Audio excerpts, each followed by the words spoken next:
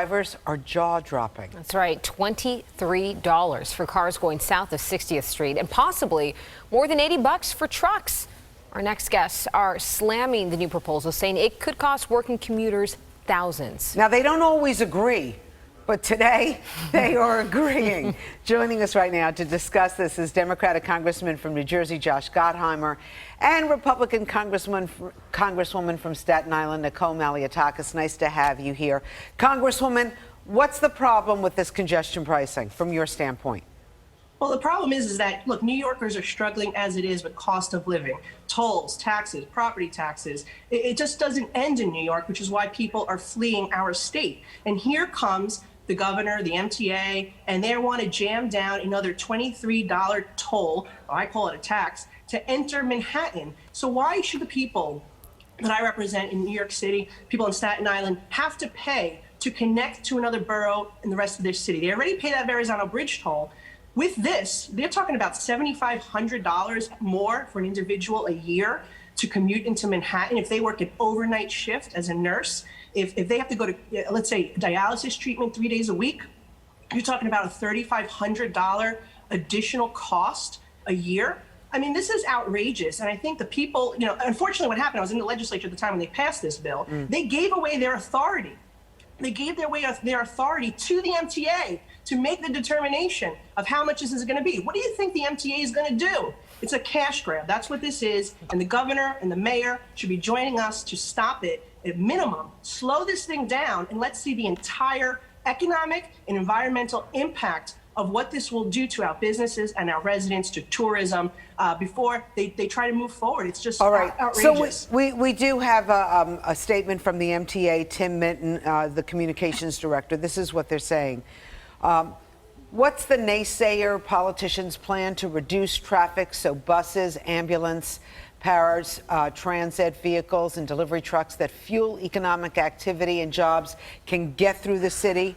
Congestion pricing won't just alleviate clogged streets and lower pollution.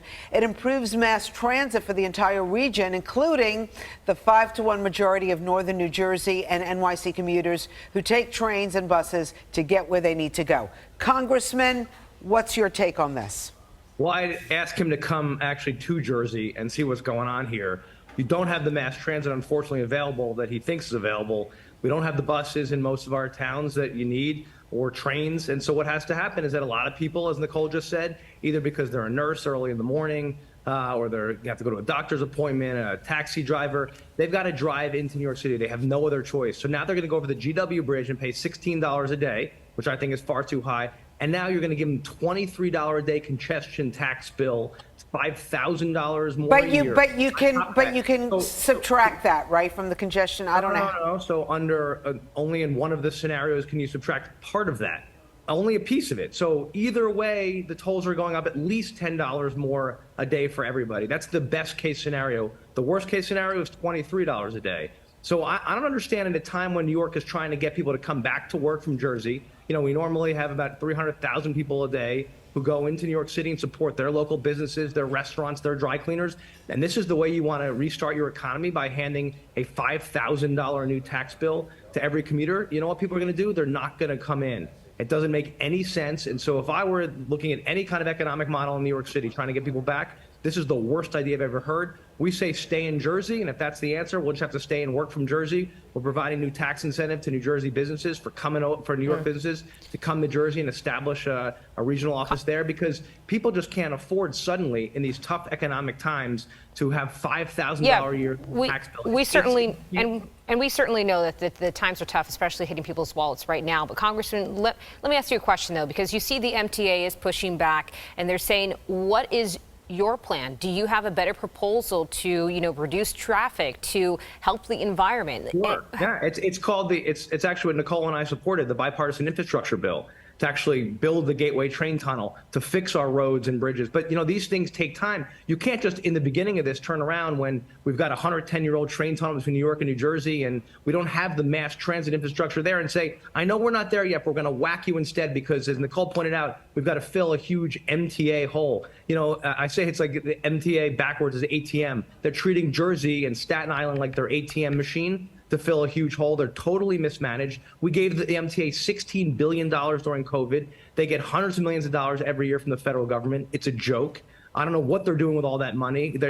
People aren't even paying fares anymore. They're going to have 500, by their own admission, $500 million in missed fares this year through fare evasion. So these people, it's a totally mismanaged place. They shouldn't turn around to Jersey and say, you're going to pay for it. And here's the last thing. What do you think is going to happen above 60th Street? You don't think there's not going to be now suddenly a huge surge of traffic there? I know, that's what we're worried about. I mean, it's just going to be a mix of the about. other part of the city. Yeah. Well, Congresswoman, let me just ask you a question then, because we bring this topic up every single morning repeatedly, and you have so many people saying they are against this. So for those people that don't want to see this, take place and don't want it to hit their wallets, what can they do? Is there any way to maybe slow this down? Well, there's a few things, but I also want to add to what Josh said, because it is true. If you look at what happened in London, the congestion moved right outside that central business district. So then what about the ambulances that are trying to get through there? That's what the MTA should answer to us. And if they want people to ride the subway, which I would love for people to ride the subway, right now people are concerned about public safety. They need to get safety under control. They need to make sure that people are paying their fares, that they're paying their tolls. You just did a story earlier about people evading. So why should that be on the backs of the hardworking, honest New Yorker who is paying their fair share? That's number one. Number two, people want to help us. Right now, there's a public comment period. If you go to the MTA's website, we need people to call for a thorough analysis. We want a full economic and environmental impact statement, not just this EA that they try to jam through. This is the first in the nation tolling scheme like this, and we need to make sure that the unintended consequences are known. We've laid out a couple of them today. We think it's going to impact businesses, residents, tourism. So we need people to add to their voices by September 9th. The other thing, Congresswoman, is what about the carve-outs for the public workers? What about enforcing the placards and the toll abuse? I mean, there's all this stuff that's kind of in the air that we have not heard any kind of plan for. That's right. And Josh and I are actually working on legislation right now to require a federal audit of the MTA funds that they receive from the federal government, because we believe that the MTA is being mismanaged. They just got $7 billion, and now they're coming after the hardworking person asking for more money. Okay, so one more time, just because we're running out of time. Where can people go if they're frustrated with this idea? Where should they go and voice their opinion? On my Facebook page, I just put the link. It is or just Google MTA congestion pricing, and you will be able to submit a written testimony. And what we want people to ask for is a thorough process that evaluates the environmental and economic impact of this. This cannot be jammed through, and the only way we're going to stop it is either by that, or quite frankly, at the ballot box, if we get rid of Governor Hochul, because she's the one that's behind this, obviously, with the state legislature. Last point I want to make. In the report, by their own admission, this hurts lower income families. They admit that this is going to hurt people, right? And they say that's just too bad. They can't do anything about it. So I really urge people to comment, as Nicole said. There's a series of hearings coming up. We'll put them on our websites. Put up a place for people to actually send their comments. But at the end of the day, we've got to stop this congestion tax. This is not the right answer. I hear people's concerns, but this is not the answer to actually help the economy and help people and help the environment. This will make things worse. So right. I urge everybody to please comment and let people know actually that this is a terrible idea. Congressman Josh Gottheimer from Jersey and Congresswoman Nicole Malliotakis from Staten Island, thank you so much for coming on Good Day New York. And of course, expressing your opinion. The MTA feels differently, and here's the world we live in. Thank you. All right. All right, 7:42 in the